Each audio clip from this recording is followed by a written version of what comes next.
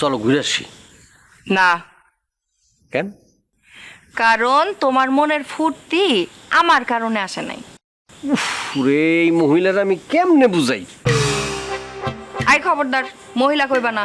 তাহলে কি কম, তুমি কি টিনেজার? তোমার কি টিনেজার বয়স আছে? হ্যাঁ, না থাকি তাও মহিলা কইবা না। তা কি কম, তাহলে বালিকা কমনে? বালিকা ও বালিকা না, বালিকাও কইবা না। তাহলে বাবা কম্পুটা কি?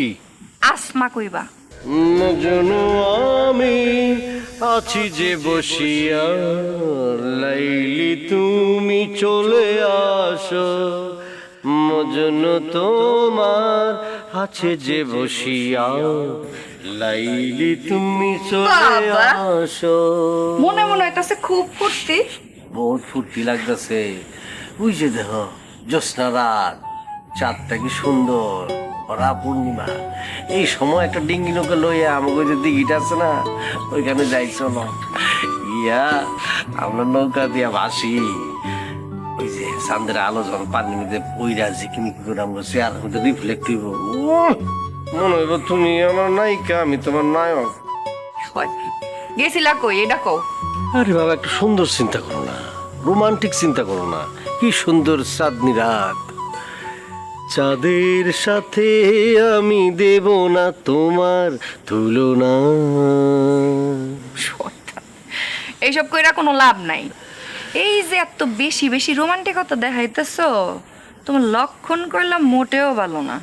লীলাবতী সরকারের কাছে গেছিলা না? পাগল হইছো তুমি? এই রাতের বেলা আমি লীলাবতী সরকার বাড়ি যাবো? কোনোদিন মনে হয় যাও নাই, মেলা গেছো। গেছি, তখন মুসলিম সরকার আসছিল, তখন গেছি। এখন নাই, এখন যাবো নাকি একজন মহিলার বাড়িতে রাতের বেলা? আজ এটা খাইলে কাম নাই। এটা বাদ দাও, চলো ঘুরে আসি। না, কেন? কারণ তোমার মনের ফুর্তি আমার কারণে আসে নাই। পুরে এই মহিলার আমি কেমনে বুঝাই? আই খবরদার, মহিলা কইবা না।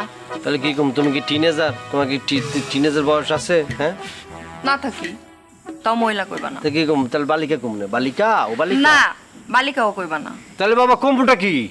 আসমা কইবা। আচ্ছা ঠিক আছে, যাও আসমাই কমনে যাও। ওকে শোনো, মনের মধ্যে একটা ফুর্তি যাচ্ছে, চলো একটু বাইরে যাই, চলো। ঠিক আছে, কিন্তু নদীর যাবো না কইলাম, গ্রামের ভেতরেই ঘুরুম। নদী যাবো না? না, তাহলে এক কাম করি, চলো তোমার মেয়ে বাড়ি থেকে একটা পাক খেয়ে। ঠিক আছে, আমি রেডি।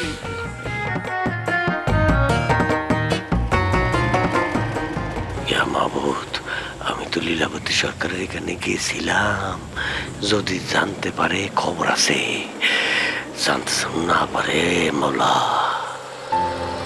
বকুলপুর টিভিতে প্রচারিত হওয়ার পূর্বেই সম্পূর্ণ নতুন এপিসোড দেখুন শুধুমাত্র দীপ্ত প্লেতে।